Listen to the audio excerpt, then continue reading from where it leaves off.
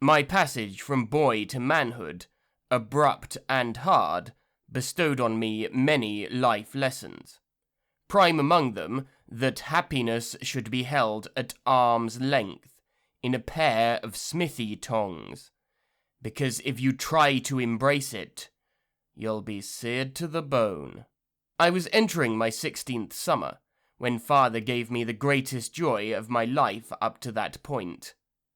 Unbeknown to me, he spied me at sword practice, disarming the brute of a smith's son, Flodwig. Just because you stand taller than other boys, and your chest is as broad as a yearling bull's, doesn't mean your muscles can beat your opponent like an iron bar. Not when the one you are up against is as swift as the bird of that name, and as smart as a fox in a monastery hen coop.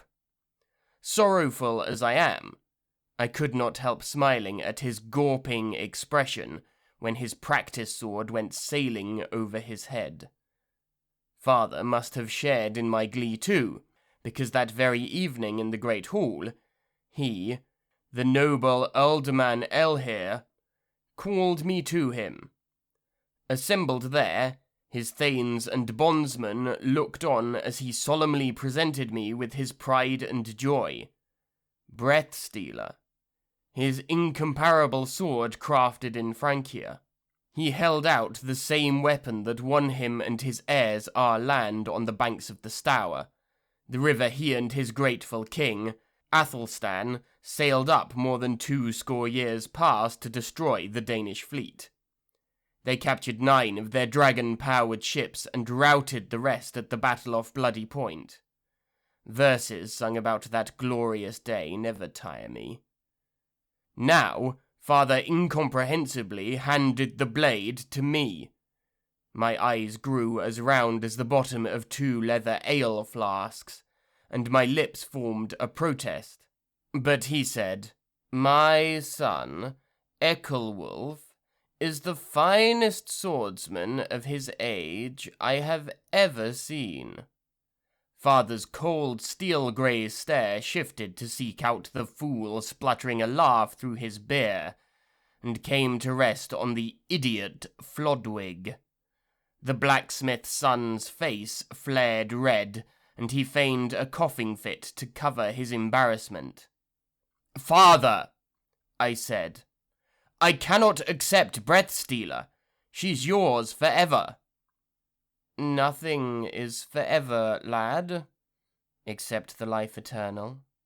Remember those words when you go into battle, and meanwhile, obey your father." His face took on a grave expression, one seldom seen, and so unlike his handsome, unvarying, cheerful face.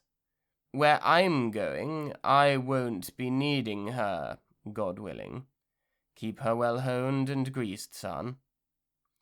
In my childishness, and in the panicked thought that my begetter was upping and leaving for another land, I did not understand. A moment's reflection would have told me he would need a weapon if he meant to travel in these troubled times. But in those simple days of certainty, the greatest certitude of all was the reassuring strength of our Ealdorman protector. 3 weeks later, the church bell tolled one repetitive mournful note.